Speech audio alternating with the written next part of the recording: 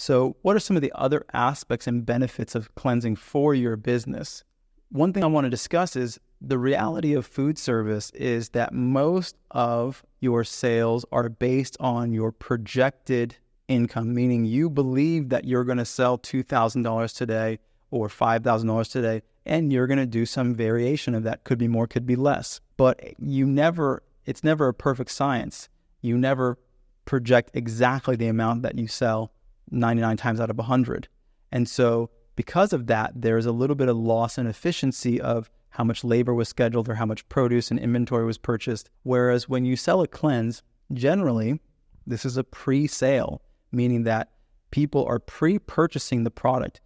And that implies and means that you should know exactly how much labor and exactly how much product costs and products you need to purchase to service that cleanse.